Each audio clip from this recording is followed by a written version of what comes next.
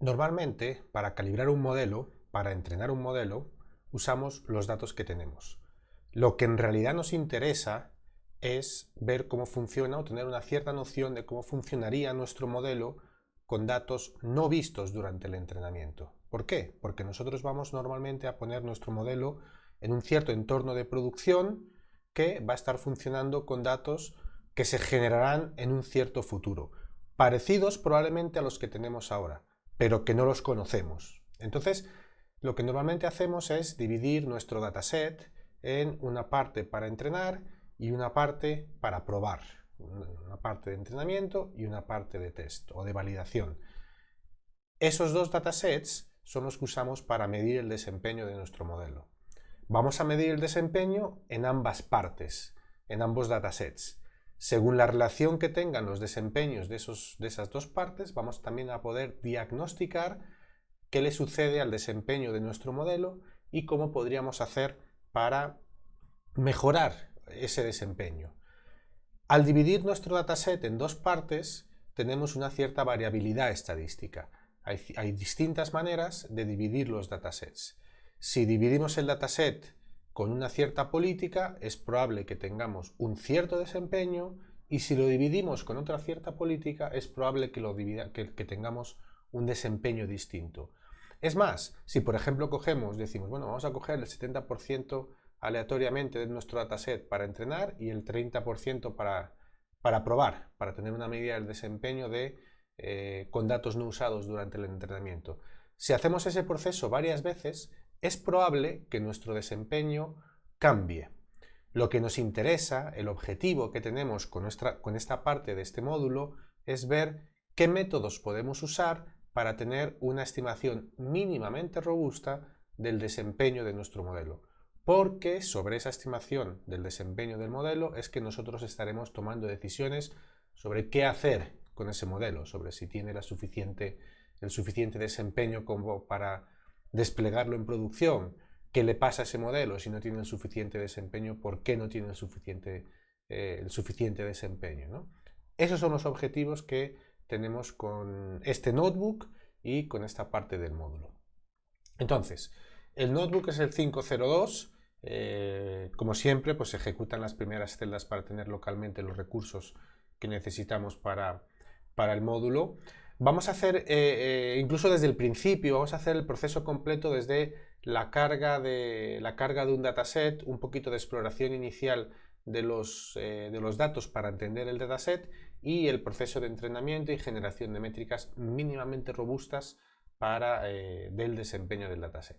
Entonces, el dataset, bueno, aquí tenéis la referencia de dónde sale este dataset. Es un dataset que tiene, bueno, lo tenéis aquí, por supuesto. Una vez que se han replicado los recursos locales, tenéis una copia aquí, ¿no? Es local data, cal housing small, que es este. Hay otras versiones del dataset que tienen más datos, más columnas, etcétera.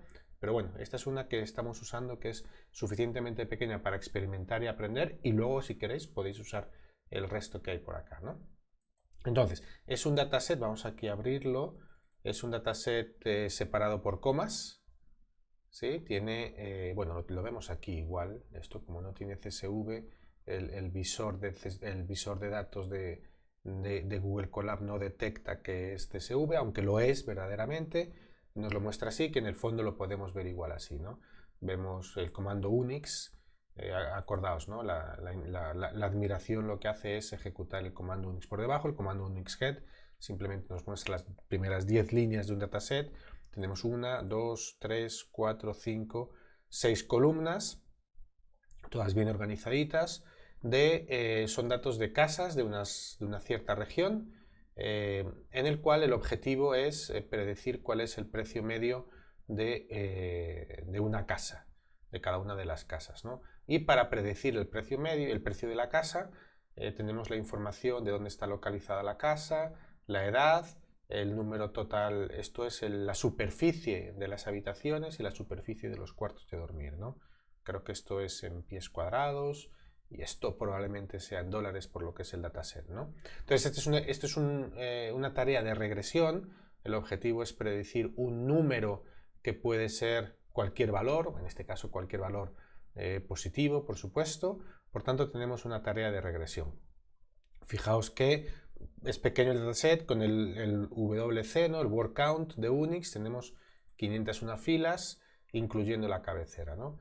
Esto se lee muy fácil con pandas, read CSV, se lee directamente el dataset, se genera un data frame, 506, él ha interpretado correctamente la primera fila como las cabeceras, ¿listo?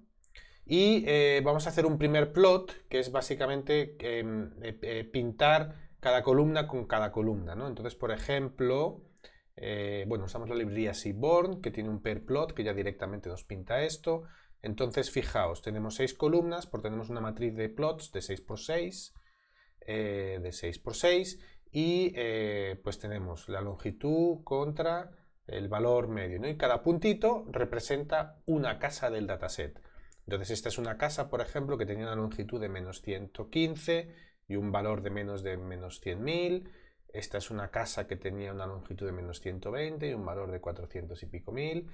Y así con todo, ¿no?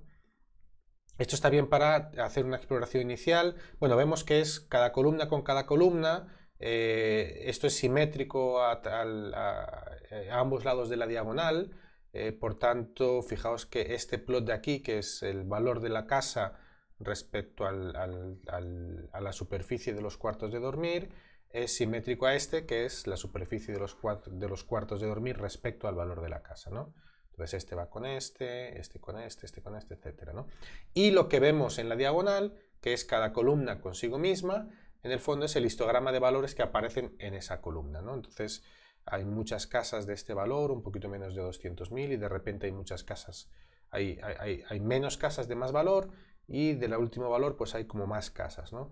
Esto pues así intuitivamente a mí me tiene la pinta de que es probable que había casas de más valor y han cortado, es decir, todo lo que tuviera más de, no sé, quizá 500.000, pues lo han equiparado a 500.000, seguramente para no tener valores muy extremos. La distribución de los cuartos de dormir, de las habitaciones, esto es la distribución de la edad, y la distribución de la latitud y la longitud, que tiene un par de picos, tanto la latitud como la longitud tiene un par de picos concretos, ¿no? Listo, eso es, y eso nos sirve para familiarizarnos con el dataset. Un ejercicio que siempre es bueno hacer en este proceso inicial de familiarización, es bueno sentarse con el experto del dominio, con quien nos dio el dataset, quien a lo mejor utilizaría un modelo, no sé si sería a lo mejor un agente inmobiliario en este caso, bueno, no sé, y sentarnos junto a esa persona, y a esa persona le tiene que tener sentido lo que ve. Ah, sí, pues aquí hay estas dos concentraciones de casas, porque, bueno, esto en realidad son casas que hay en California, esto en realidad es la forma de California, y estos son pues las dos ciudades mayores de California, que son Francisco y Los Ángeles. Pues San Francisco y Los Ángeles, bueno, pues sí, tiene sentido. Y, por ejemplo, ¿qué vemos? Tiene sentido que aquí vemos que estas dos variables tienen una correlación muy fuerte. Eso quiere decir que cuando una es alta, cuando una tiene un valor alto, la otra también tiene un valor alto.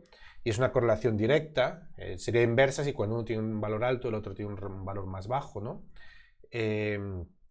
Y sí, bueno, pues sí, tiene sentido, porque cuando una casa tiene mucha superficie de habitaciones, pues entonces también tiene mucha más superficie de cuartos de dormir. Bueno, esto uno se junta con el experto del dominio y estas cosas pues tienen que tener sentido, y además nos ayuda a lo mejor a uno que viene de fuera del dominio como para apoyar un proyecto, nos ayuda a ir familiarizándonos con el dominio, ¿no? Podemos visualizar un poquito más las cosas. Aquí tenéis un poco de código para usar una librería que se llama Bokeh para pintar las casas en un mapa así un poquito más interactivo. Aquí vemos lo que veíamos, ¿no? Que hay muchas casas alrededor de Los Ángeles y San Francisco, o sí, San Francisco, los alrededores de San Francisco. Aquí el colorín que hemos decidido utilizar es el valor de la casa.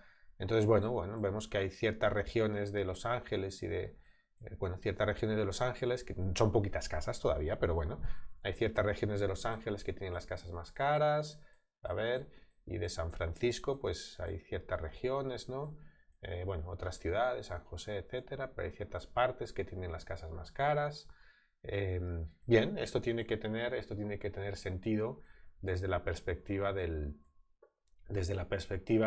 la persona que sabe de esto, ¿no? Esto nos ayuda también a validar los datos, a entender inicialmente los datos y a luego pues poder interpretar mejor las cosas que vayamos encontrando, ¿no?